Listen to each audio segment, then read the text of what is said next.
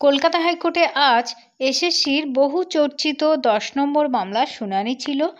বিচারপতি অমৃতা সিনহার বেঞ্চে এই মামলার শুনানি হয়, যা মূলত যোগ্য বনাম যোগ্য চাকরি প্রার্থীদের লড়াই হিসাবে পরিচিত। শুনানিতে রাজ্যের একাধিক খ্যাতনামা আইনজীবী উপস্থিত থাকলেও এটি খুব অল্প সময়ের জন্য চলে। তবে এই অল্প সময়ের মধ্যেই কিন্তু মামলার একাধিক গুরুত্বপূর্ণ দিক উঠে আসে। আজকে শুনানিতে সিনিয়র অ্যাডভোকেট কল্যাণ বন্দ্যোপাধ্যায়, সুপ্রিম কোর্টের আইনজীবী মীনাক্ষী গোস্বামী এবং আবেদনকারীদের পক্ষে আইনজীবী ছিলেন আশিস বাবু, তিনিও উপস্থিত ছিলেন। মামলা শুরুতে আবেদনকারীদের আইনজীবী জানান যে এই মামলায় মোট 25 জন আবেদনকারী রয়েছেন এবং এর সাথে একাধিক সম্পর্কিত আবেদনও যুক্ত আছে। শুনানির কেন্দ্রবিন্দুতে ছিল নবম দশম শ্রেণীর কর্মরত শিক্ষকদের একাদশ দ্বাদশ শ্রেণীতে নিয়োগের ক্ষেত্রে অভিজ্ঞতার জন্য অতিরিক্ত 10 নম্বর দেওয়ার নিয়মটি। আবেদনকারীদের পক্ষের প্রধান প্রশ্ন কী ছিল? প্রধান প্রশ্ন ছিল যে শিক্ষকরা ইতিমধ্যে বছরের পর বছর শিক্ষকতা করছেন, তাদের কেন আবার পড়ানোর প্রদর্শনী দিতে হবে? এই প্রসঙ্গে আবেদনকারীদের আইনজীবী সুপ্রিম কোর্টের একটি রায়ের কথা উল্লেখ করে চাকরি বাতিল হওয়া কিন্তু প্রার্থীদের সর্বোচ্চ সুবিধার কথাও বলেন। কিন্তু বিচারপতি অমৃতা সিনহা স্পষ্ট জানান যে সুপ্রিম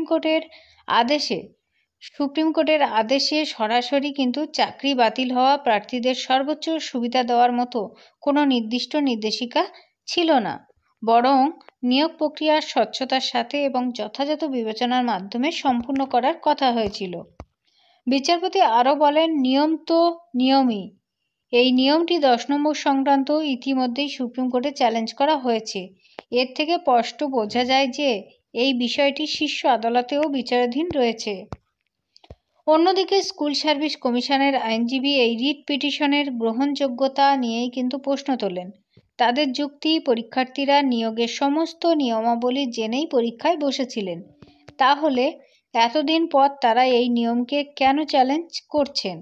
উভয় পক্ষের সওয়াল জবাব শোনার পর বিচারপতি এই মামলার পরবর্তী শুনানির দিন ধার্য করেছেন।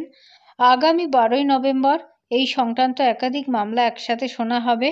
ওই দিনের শুনানিতে অত্যন্ত গুরুত্বপূর্ণ হতে চলেছে। কারণ কি না, 10 নম্বর আগে না পরে এই বিতর্কের কিন্তু নিষ্পত্তি হওয়ার একটা সম্ভাবনা রয়েছে। মামলার পর্যবেক্ষকদের মতে, যদি এই মামলায় অভিজ্ঞ শিক্ষকরা হেরে যান, তবে 2016 সালের প্রায় 60-70% যোগ্য এবং বিতর্কমুক্ত শিক্ষক চাকরি থেকে বঞ্চিত হতে পারে। সেক্ষেত্রে নতুন যে চাকরি প্রার্থীরা আছে সেই সুযোগ পাবেন। অনেক ধন্যবাদ সঙ্গে থাকার জন্য। পরবর্তী আপডেটের জন্য প্লিজ চ্যানেলটাকে সাবস্ক্রাইব করে সঙ্গে থাকবেন। ধন্যবাদ।